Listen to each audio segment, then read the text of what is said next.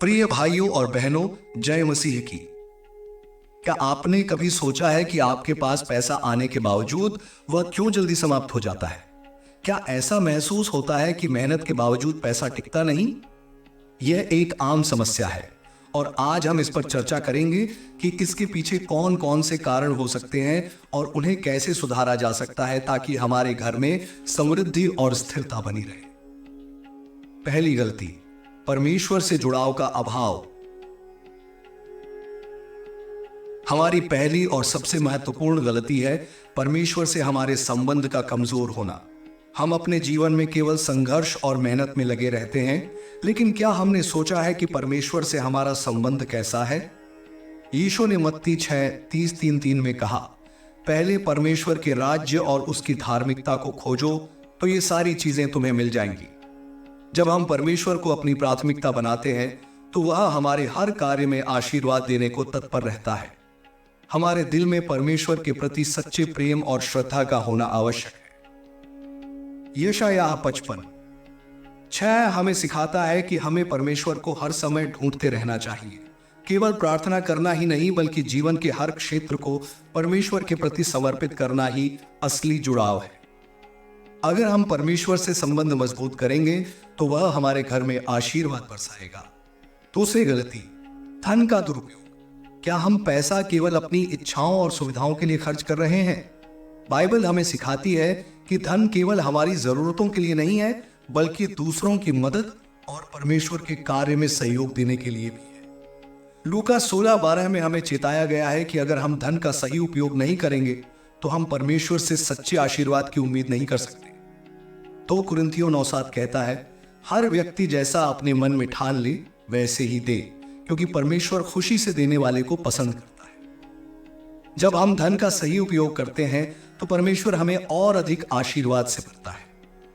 तीसरी गलती, 10वां हिस्सा न देना। बाइबल हमें सिखाती है कि अपने धन का 10वां हिस्सा परमेश्वर को अर्पित करना एक विश्वास का कार्य है। मलाकी 3:10 में परमेश्वर कहते हैं, तुम अपने 10वें हिस्से को मेरे भंडार में लाओ और देखो कि मैं आकाश के झरोखों को खोलकर तुम्हारे लिए आशीर्वाद बरसाता हूं कि नहीं। परमेश्वर से पहले अपने 10वें हिस्से को अर्पित करना एक आशीर्वाद की वर्षा लाता है। नीति वचन 3:9-10 में कहा गया है कि जब हम अपनी संपत्ति का पहला भाग परमेश्वर को अर्पित करते हैं तो वह हमारे घरों को समृद्धि से भर देता है।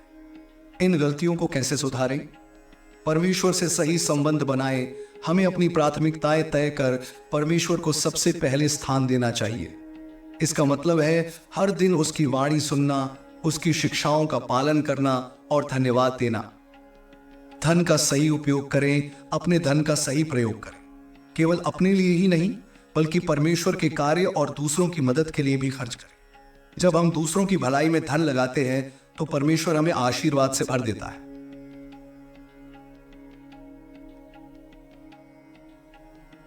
10वां हिस्सा अर्पित करें।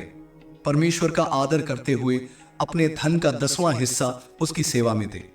इससे परमेश्वर हमारे जीवन को खुशहाली, शांति और समृद्धि से भर देता है।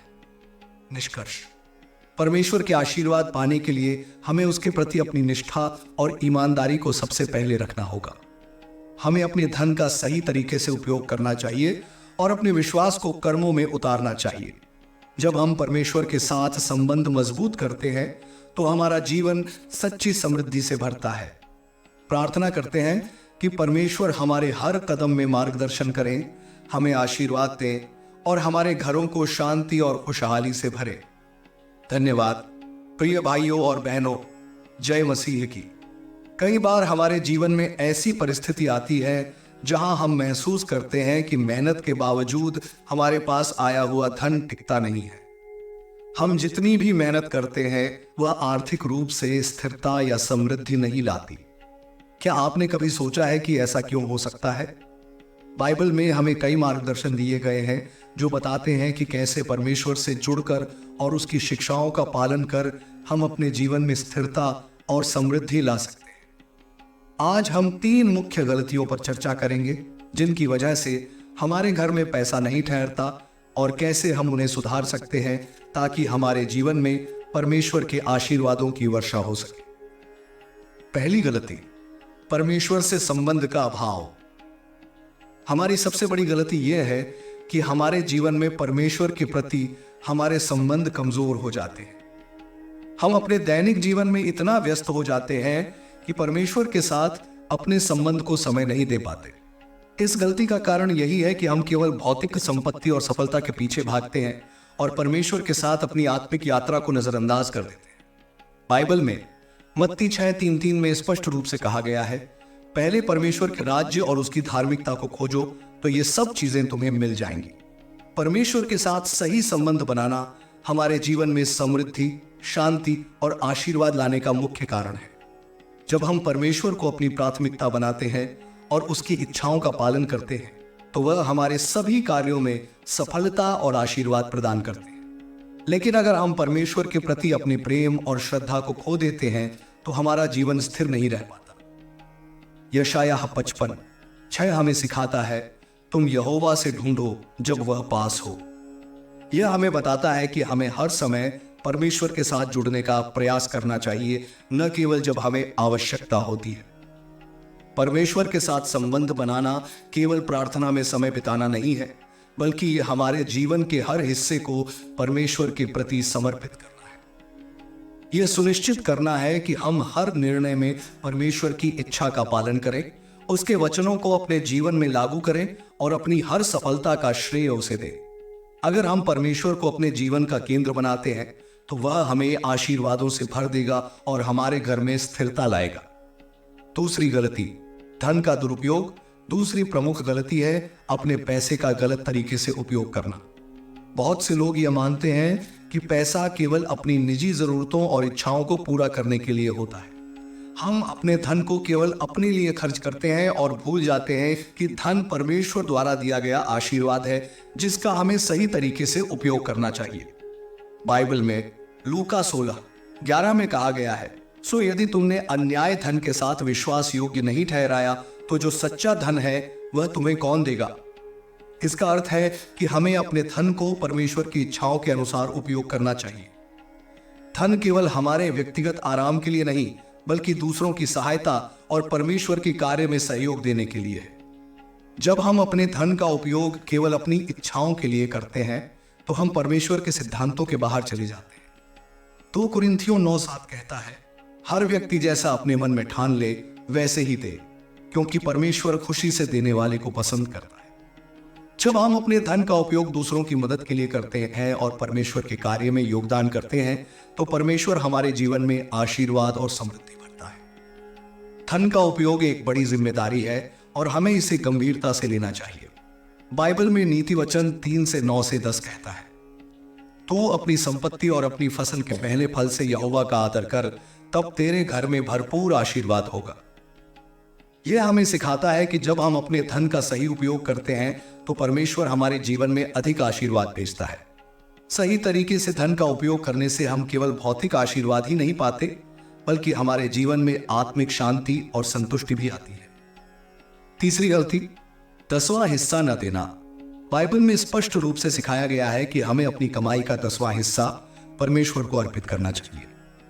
यह एक पारंपरिक या सांस्कृतिक नियम नहीं, बल्कि हमारे विश्वास की परीक्षा और परमेश्वर के प्रति आस्था का प्रतीक है। मलाकी 3:10 में परमेश्वर कहते हैं, तुम अपने सब 10वें हिस्से को भंडार में ले आओ ताकि मेरे भवन में भोजन हो, और इस प्रकार मुझको परखो कि मैं आकाश के झरोखों को तुम्हारे लिए खोलकर आशीर्वाद की वर्षा करता हूं कि नहीं। 10वां हिस्सा देना यह दर्शाता है कि हम परमेश्वर पर अपने धन को लेकर भरोसा करते हैं और उसकी योजनाओं में सहयोग देने के लिए तैयार हैं। जब हम अपनी कमाई का एक हिस्सा परमेश्वर को समर्पित करते हैं तो वह हमें आशीर्वादों से भर देता है। नीति वचन 3:9-10 में भी कहा गया है, तो अपने संपत्ति और अपनी फसल के पहले फल से यहोवा का आदर कर, तब तेरे घर में भरपूर आशीर्वाद होगा। 10वां हिस्सा देना केवल आशीर्वाद पाने का तरीका ही नहीं, बल्कि यह हमें आर्थिक रूप से अनुशासन में रहने की प्रेरणा देता है। जब हम परमेश्वर के प्रति अपनी संपत्ति का एक भाग अर्पित करते हैं तो वह हमारे बाकी धन को आशीर्वाद देता है और हमें समृद्धि की ओर ले जाता है। इन गलतियों को कैसे सुधारें? इन गलतियों को सुधारने के लिए हमारे पास कुछ महत्वपूर्ण कदम हैं। जो हमारे जीवन में धन की स्थिरता और परमेश्वर के आशीर्वाद को बढ़ा सकते हैं। परमेश्वर से सही संबंध बनाएं। हमारे जीवन में परमेश्वर के साथ सही संबंध बनाना अत्यंत आवश्यक है। हमें अपनी प्राथमिकताएं तय कर परमेश्वर को सबसे पहले स्थान देना चाहिए। इसका मतलब है कि हमें हर दिन परमेश्वर के वचनों को पढ़ना, उसकी वाणी सुनना और उसकी शिक्षाओं का पालन करना चाहिए। हमें हर दिन प्रार्थना में उसके सामने आना चाहिए और उसका धन्यवाद करना चाहिए। यह संबंध एक तरफा नहीं होना चाहिए। हमें हर निर्णय में परमेश्वर को शामिल करना चाहिए। धन का सही उपयोग करें। मम वाये का के गिए। हमें अपने धन का सही तरीके से उपयोग करना सीखना चाहिए। इसका मतलब है कि हम केवल अपनी जरूरतों के लिए ही धन का उपयोग न करें, बल्कि दूसरों की भलाई के लिए और परमेश्वर के कार्य में योगदान करने के लिए भी धन का सही इस्तेमाल करें। धन केवल हमारे भौतिक जीवन को सुधारने के लिए नहीं, बल्कि दूसरों के जीवन में भी सुधार लाने के लिए है। 10वां हिस्सा परमेश्वर को अर्पित करें। अपने धन का 10वां हिस्सा परमेश्वर को अर्पित करना एक विश्वास और आज्ञाकारिता का कार्य है। जब हम परमेश्वर को अपनी संपत्ति का पहला भाग अर्पित करते हैं तो वह हमारे घरों को समृद्धि से भरता है। यह देने का तरीका हमें सिखाता है कि हम हर चीज के लिए परमेश्वर पर निर्भर हैं और वह हमारे जीवन का स्रोत है। निष्कर्ष, परमेश्वर के आशीर्वाद पाने के लिए हमें उसके प्रति अपनी निष्ठा, प्रेम और आज्ञाकारिता को सबसे पहले रखना चाहिए। हमें अपने धन का सही तरीके से उपयोग करना चाहिए और अपने विश्वास को कर्मों में उतारना चाहिए। जब हम परमेश्वर के साथ संबंध मजबूत करते हैं तो हमारा जीवन सच्ची समृद्धि, शांति और संतोष से भरता है। प्रार्थना करते हैं कि परमेश्वर हमारे हर कदम में मार्गदर्शन करें, हमें आशीर्वाद दे और हमारे घरों को शांति, खुशी और स्थायित्व से भरे। बाइबल में परमेश्वर हमें बहुत सारी शिक्षाओं और निर्देशों से अवगत कराता है, जिनका पालन करके हम अपनी जिंदगी को सही दिशा में ले जा सकते हैं और धन व समृद्धि प्राप्त कर सकते हैं। इसके अलावा बाइबल हमें यह भी सिखाती है कि हमें अपने जीवन के हर पहलू में परमेश्वर का अनुसरण करना चाहिए, ताकि वह हमें आशीर्वाद दे और हम दूसरों के लिए भी एक आशीर्वाद बन सके। हम परमेश्वर के साथ सही संबंध स्थापित करके, अपने धन का सही उपयोग करके और अपनी आस्थाओं को दृढ़ करके अपने जीवन को धन्य बना सकते हैं। परमेश्वर का अनुसरण करना और उसकी योजनाओं को समझना। हमारे जीवन में परमेश्वर के मार्गदर्शन के बिना सफलता संभव नहीं हो सकती। परमेश्वर हमें उन रास्तों पर चलने के लिए प्रेरित करता है जो हमें आशीर्वाद की ओर ले जाते हैं। जैसे कि यिर्मयाह 19:11 में कहा गया है, क्योंकि मैं जानता हूं कि मैं तुम्हारे लिए क्या योजनाएं बनाता हूं, यहोवा का वचन है, शांति की योजनाएं, बुराई की नहीं, ताकि मैं तुम्हें भविष्य और आशा दूं। यह समझना बहुत महत्वपूर्ण है कि परमेश्वर हमें केवल भौतिक आशीर्वाद नहीं, बल्कि मानसिक और आत्मिक शांति भी देना चाहता है। यदि हम परमेश्वर की योजनाओं के अनुसार चलते हैं तो वह हमें पूरी तरह से समृद्ध और संतुष्ट करने के लिए काम करेगा। हमारे जीवन में जब परमेश्वर का मार्गदर्शन होता है तो हम अपने आर्थिक फैसलों में भी समझदारी से काम लेते हैं। हम खर्च करने से पहले सोचते हैं कि क्या यह खर्च हमारी जरूरतों को पूरा करता है या सिर्फ इच्छाओं को। परमेश्वर की योजनाओं के अनुसार जीने से हम केवल धन ही नहीं, बल्कि मानसिक संतोष भी प्राप्त करते हैं, जिससे हमारे जीवन में स्थिरता आती है। परमेश्वर पर भरोसा रखना। धन और समृद्धि की प्राप्ति के लिए हमें परमेश्वर पर भरोसा रखना जरूरी है। जब हम अपने खर्चों और कमाई के बारे में चिंतित होते हैं तो हमें यह याद रखना चाहिए कि परमेश्वर हमारी हर आवश्यकता को जानता है और वह हमें समय पर उसकी पूर्ति करेगा। मत्ती 6:25-26 में कहा गया है, इसलिए मैं तुमसे कहता हूं, अपनी जान की चिंता मत करो कि तुम क्या खाओगे, क्या पियोगे या तुम्हारे शरीर के लिए क्या पहनोगे। क्या जीवन भोजन से बड़ा नहीं है और शरीर वस्त्र से बड़ा नहीं है? आकाश के पक्षियों को देखो, वे न तो बोते हैं, न काटते हैं, न ही खलिहान में जमा करते हैं, फिर भी तुम्हारा स्वर्गीय पिता उन्हें खिला देता है। क्या तुम उनसे कहीं अधिक मूल्यवान नहीं हो? यह हमें यह सिखाता है कि यदि हम परमेश्वर पर भरोसा रखते हैं तो वह हमारी जरूरतों को पूरा करेगा। जब हम आत्मिक रूप से परमेश्वर में स्थापित रहते हैं तो हमारे भौतिक आशीर्वाद भी बढ़ते हैं। यही विश्वास हमें कठिन परिस्थितियों में भी मजबूती प्रदान करता है और हम स्थिर रहते हैं। परिश्रम और ईमानदारी से काम करना। धन और समृद्धि के लिए परिश्रम और ईमानदारी से काम करना बहुत महत्वपूर्ण है। बाइबल में नीति वचन 12, 11 में कहा गया है, जो अपनी जमीन पर काम करता है वह भोजन पाता है, लेकिन जो खाली बातों में लगे रहता है वह मूर्खता का शिकार होता है।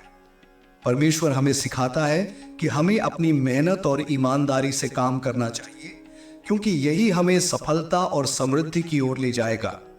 यह केवल हमारे व्यावसायिक जीवन में ही नहीं, बल्कि हमारे रोजमर्रा के कार्यों में भी लागू होता है। हमें अपने काम में निष्ठा और ईमानदारी से काम करना चाहिए, चाहे वह घर का काम हो या ऑफिस का।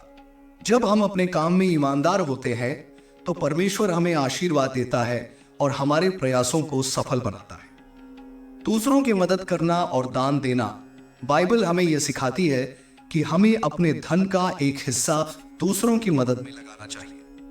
यह दान देने का कार्य सिर्फ एक अच्छा काम नहीं है, बल्कि यह हमारे आत्मिक जीवन का एक महत्वपूर्ण हिस्सा है।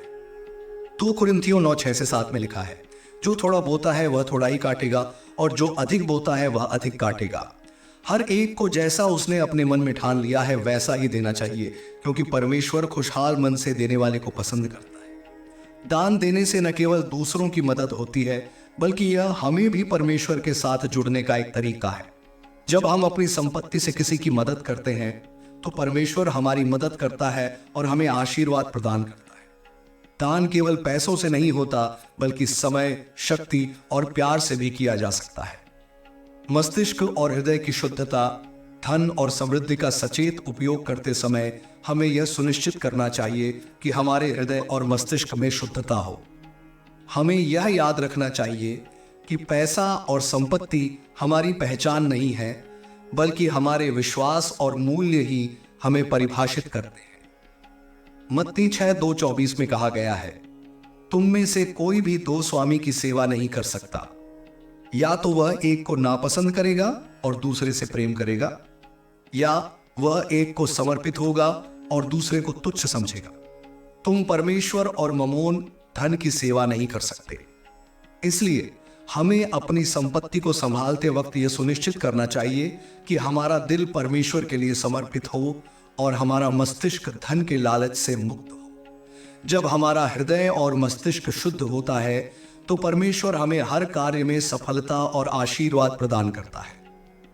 निष्कर्ष, हमारे जीवन में धन और समृद्धि को लाने के लिए केवल मेहनत और बुद्धिमानी से काम करना पर्याप्त नहीं है। हमें परमेश्वर के मार्गदर्शन, उसकी इच्छाओं का पालन और दूसरों के प्रति दयालुता की भावना को भी अपने जीवन में अपनाना होगा। जब हम परमेश्वर पर विश्वास करते हैं, उसके साथ अपने संबंधों को मजबूत करते हैं, धन का सही उपयोग करते हैं और उसके मार्गदर्शन के अनुसार काम करते हैं, तो वह हमारे जीवन में आशीर्वाद की वर्षा करता है। हम सभी को यह समझना चाहिए कि धन और समृद्धि केवल भौतिक चीजों में नहीं, बल्कि परमेश्वर के साथ हमारे संबंध, हमारी आस्था और दूसरों की मदद करने में है। अगर हम परमेश्वर के सिद्धांतों के अनुसार जीवन जीते हैं तो वह हमें न केवल भौतिक आशीर्वाद देगा, बल्कि आत्मिक और मानसिक शांति भी प्रदान करेगा। याद रखें, परमेश्वर हमसे पहले से ही प्रेम करता है और हमें आशीर्वाद देना चाहता है, लेकिन हमें भी उसकी योजनाओं को समझकर सही तरीके से अपने जीवन में उसे शामिल करना होगा। बाइबल की शिक्षाओं में समृद्धि प्राप्त करने का विषय केवल भौतिक धन अर्जित करने तक सीमित नहीं है, बल्कि यह आत्मिक, मानसिक और सामाजिक समृद्धि को भी अपने अंदर समाहित करता है। बाइबल हमें यह सिखाती है कि धन और संपत्ति जीवन के हर पहलू में सदुपयोग के लिए है, केवल व्यक्तिगत संतोष के लिए नहीं। ईश्वर के साथ सच्चा संबंध बनाकर, दूसरों की सेवा करने की भावना से और अपने संसाधनों का विवेकपूर्ण उपयोग करके हम वास्तविक समृद्धि का अनुभव कर सकते हैं। जीवन में संतोष का महत्व, बाइबल बार बार इस बात पर जोर देती है कि हमें अपने जीवन में संतोष रखना चाहिए। 1 तीमुथियुस 6:6-8 में लिखा गया है, परंतु भक्ति के साथ संतोष भी हो तो वह बड़ा लाभ है, क्योंकि हम संसार में कुछ भी लेकर नहीं आए और न कुछ लेकर जाएंगे। इसलिए यदि हमारे पास भोजन और वस्त्र हो तो इन्हीं में संतोष करें। संतोष का अर्थ यह नहीं है कि हम प्रगति करना छोड़ दें, बल्कि इसका मतलब है कि हम उन चीजों में भी खुशी और शांति महसूस करें जो हमारे पास है। संतोष एक ऐसी अवस्था है जो हमें ईश्वर की कृपा पर विश्वास करने और हमारे पास जो है उसी में खुशी महसूस करने का अवसर देती है। धन की लालसा हमें अधिक पाने की ओर खींचती है, लेकिन संतोष हमें हमारी वर्तमान स्थिति में प्रसन्नता देता है। जब हम संतोष में जीते हैं तो हम अपनी जरूरतों और इच्छाओं में भेद कर सकते हैं और अपने धन को सही जगह पर खर्च कर सकते हैं। सेवा का महत्व।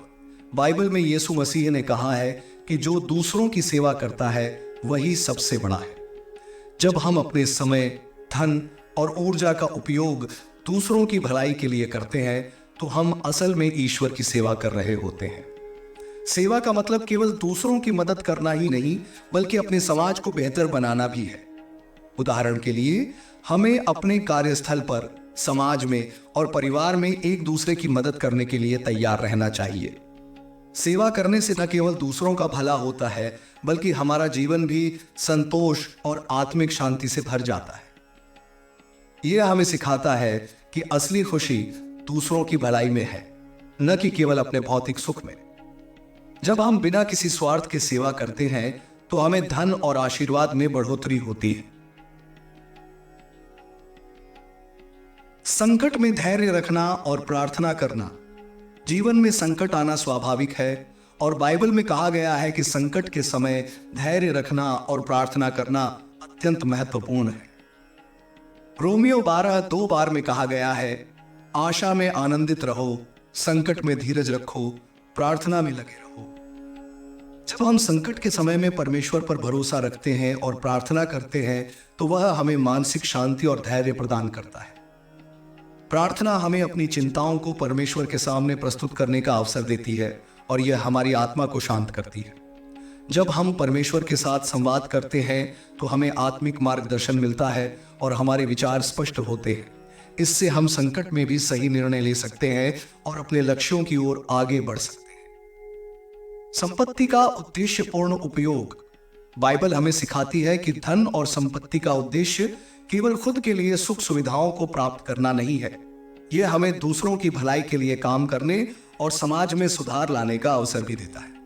लूका 12:48 में कहा गया है, जिसे बहुत दिया गया है उससे बहुत की मांग की जाएगी और जिसे अधिक सौंपा गया है उससे अधिक की अपेक्षा की जाएगी। इसका मतलब है कि हमें अपने संसाधनों का विवेकपूर्ण तरीके से उपयोग करना चाहिए और यह सुनिश्चित करना चाहिए कि हमारे पास जो है उससे दूसरों को भी लाभ हो। संपत्ति का उद्देश्य केवल भौतिक लाभ तक सीमित नहीं होना चाहिए, बल्कि हमें इसे आत्मिक और सामाजिक सुधार के लिए भी उपयोग करना चाहिए। जब हम इसे दूसरों की मदद में लगाते हैं तो हमारे जीवन में भी समृद्धि बढ़ती है। ईमानदारी और विश्वास का पालन। बाइबल में नीति वचन 11:1 में लिखा गया है, धोखेबाज तराजू यहोवा के लिए घृणास्पद है, परंतु सही वजन उसकी प्रसन्नता है। ईमानदारी हमारे जीवन का मूलभूत स्तंभ होना चाहिए, चाहे वह हमारे वित्तीय कार्य हों, व्यक्तिगत रिश्ते हों या हमारे कार्यस्थल के निर्णय हों। जब हम अपने कार्यों में ईमानदार होते हैं तो हमारे ऊपर परमेश्वर की कृपा और आशीर्वाद बना रहता है। विश्वास का अर्थ है कि हम परमेश्वर के निर्देशों का पालन करते हुए अपने हर कार्य में ईमानदारी बनाए रखें। इससे हमारे जीवन में स्थिरता आती है और दूसरों का भी हम पर विश्वास बढ़ता है। ईमानदारी से काम करने से हम अपनी संपत्ति को सही दिशा में खर्च कर सकते हैं और अपने जीवन में स्थिरता प्राप्त कर सकते हैं। आत्मनियंत्रण और संयम। धन और संपत्ति का सदुपयोग करने के लिए आत्मनियंत्रण और संयम बहुत जरूरी है।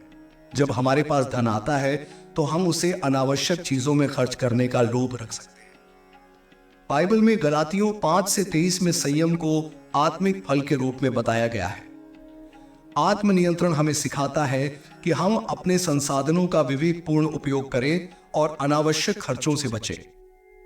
आत्मनियंत्रण हमें अपनी इच्छाओं को नियंत्रित करने और अपनी प्राथमिकताओं को समझने में मदद करता है।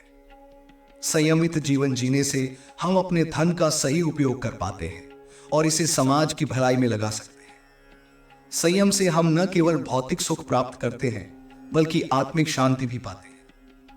बाइबल के सिद्धांतों का पालन करते हुए भविष्य के लिए योजना बनाना। बाइबल में कहा गया है कि हमें अपने भविष्य के लिए योजनाएं बनानी चाहिए, लेकिन इस तरह की हमारी योजनाएं परमेश्वर की योजनाओं के अनुरूप हों। नीति वचन 21:5 में लिखा गया है, जो योजनाएं मेहनत से बनती हैं वे लाभकारी होती हैं, लेकिन जो जल्दबाजी से बनती हैं वे हानि पहुंचाती हैं। योजना बनाना हमारी आर्थिक स्थिति को मजबूत करने का एक हिस्सा है। लेकिन हमें अपनी योजनाओं में परमेश्वर को भी शामिल करना चाहिए। यह सुनिश्चित करना कि हम भविष्य के लिए विवेकपूर्ण निवेश कर रहे हैं, न केवल हमारे आर्थिक कल्याण के लिए है, बल्कि यह हमारे परिवार और समाज की भलाई में भी योगदान करता है। निष्कर्ष,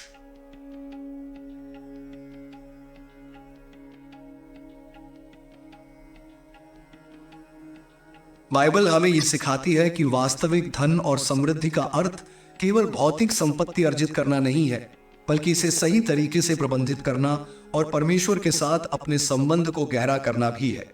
यह परमेश्वर की शिक्षाओं पर आधारित जीवन जीने, दूसरों की सेवा करने और अपने संसाधनों का विवेकपूर्ण उपयोग करने से प्राप्त होती है।